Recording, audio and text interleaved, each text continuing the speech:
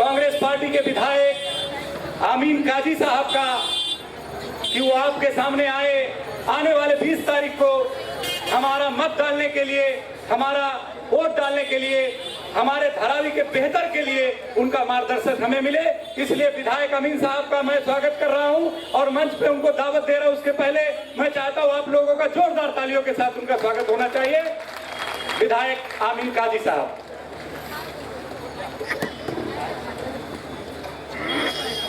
मेरे सामने बैठे तमाम मुअज़्ज़िज़ बुजुर्गों, नौजवान साथियों और मेरे दाईं ओर बैठी हमारी माँ बहनें,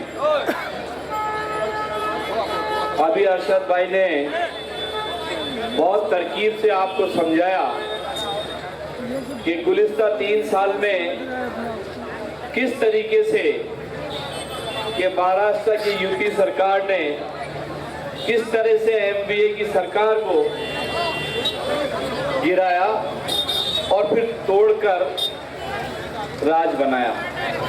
साथियों, आज हम सब लोगों को इस बात को समझने की जरूरत है कि जिस तरीके से धारावी, जब मैं जयपुर में कोरोना से जूझ रहे थे हम लोग, और जिस तरीके से कोरोना पूरे हिंदुस्तान में पूरी तरीके से हर जिले में, हर शहर में लोगों को परेशान कर रहा था और जाने जा रही। राजस्थान का प्रबंधन सारा संभाला, लेकिन एक बात कहना चाहता हूं कि चाहे हम आप लोगों से कितने ही दूर बैठे थे, लेकिन हमें ये बात की चिंता सताती रहती थी कि अगर कोरोना धारावी में घुस गया तो क्या होगा।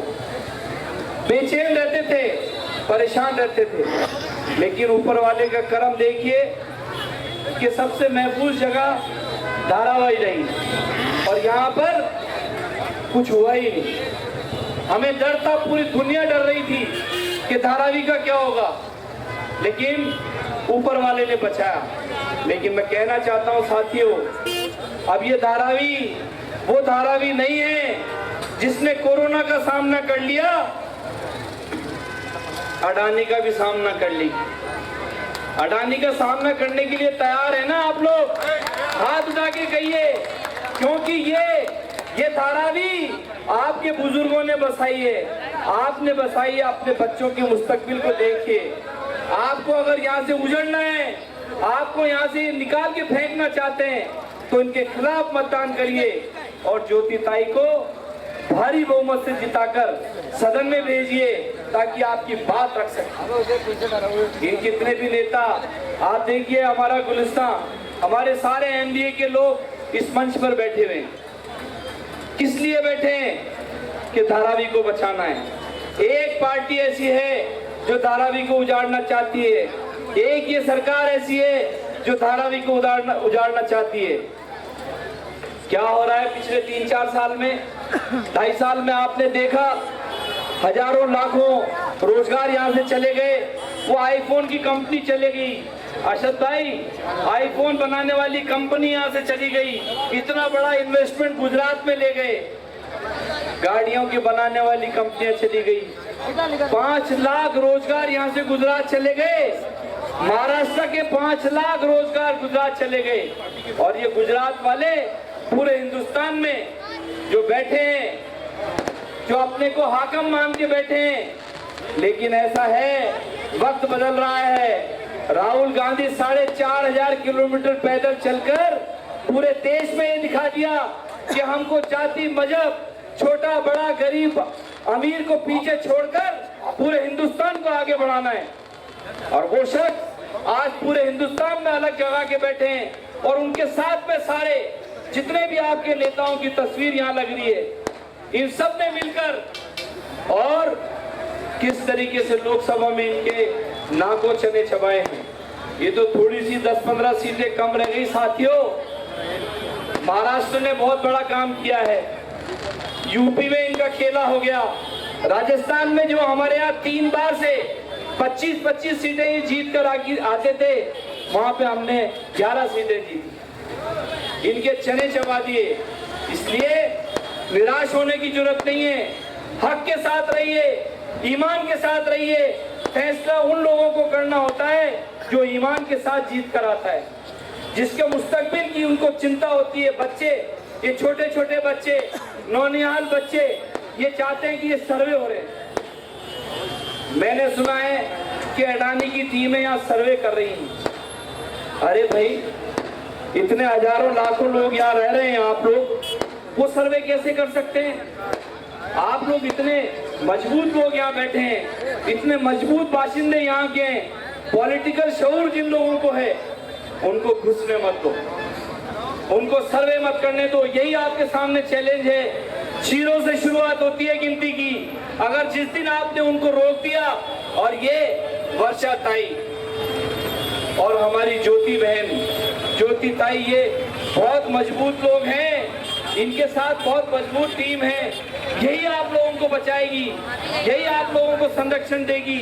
मैं जयपुर से आया हूँ, मेरी ड्यूटी यहाँ लगी है।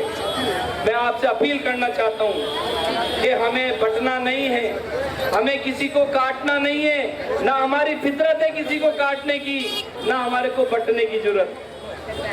पढ़ेंगे लिखेंगे तो बढ़ेंगे। जैसा अभी बता रहे थे भाईजान, बच्चों को तालीम देंगे तो हमको बढ़ाना है, हमको आगे बढ़ना है, हमको बंटना नहीं है। और हमारी जो पार्टी, जिसके राहुल गांधी 4,500 हजार किलोमीटर सिर्फ भाड़ा जोड़ने के लिए पैदल चले, वो कैसी बातें करते हैं ये भारतीय जनता पार्टी के लोग। हमेशा हिंदू मुस्लिम, मंदिर मस्जिद, पाकिस्तान हिंदुस्तान। मैं कहता हूँ इनसे कि ये 4 लफ्ज छोड़ दो, 4 लफ्ज छोड़ के मैदान में आ जाओ, हम इलेक्शन लड़ते हैं आपसे। कैसे लड़ते हो आप? ये अगर इनकी फितरत है कि जब भी इलेक्शन आते हैं हम आपस में बांटेंगे, हिंदू को मुसलमान से लड़ाएंगे। और मैं तो सबसे बड़ी बात ये कहता हूँ कि मैं 2-3 दिन से यहाँ देख रहा हूँ, जितनी यहाँ एकजाइता है, जहाँ इतनी आपस में मोहब्बत है, हिंदू मुस्लिम एकता यहाँ है, मैं समझता हूँ हिंदुस्तान में कहीं नहीं। ये आपके सामने चैलेंज है कि इसको किस तरीके से बना के आपको रखना है। और आने वाली 20 तारीख को आपको बहन ज्योति ताई को भारी मतों से वोट देकर जिताना है। और धारावी का रिकॉर्ड पहले भी रहा है। वर्षा जी जब जीती तब भी आपने रिकॉर्ड बनाए, अभी भी आपको रिकॉर्ड बनाना है। और मैं आपसे आखिर में एक ही अपील करता हूँ कि खुदारा इन बच्चों का ध्यान रखना, जिनके घरों को ये उजाड़ना चाहते हैं। उनकी स्कूल की परवाह नहीं, उनके लिए अस्पताल की परवाह नहीं, उनको खेल के मैदानों की परवाह नहीं, और ये आपको उजाड़ने पे उतारू मैं। आप सब लोग शऊर है, आप सब लोगों को। अब हिंदुस्तान की जनता, खास तौर से धारावी की जनता ऐसी नहीं रही कि जो कुछ नहीं समझती हो। इनके मंसूबे जब हमें पता है, अगर जब हमें साफ दिख रहा है कि ये हमें उजाड़ना चाहते हैं, तो अगर आपने इनके पक्ष में मतदान होने दिया, इनके खिलाफ में मतदान नहीं किया, तो ये समझ लीजिए आपका मुस्तकबिल खतरे में है। हम खुद इसके जिम्मेदार होंगे।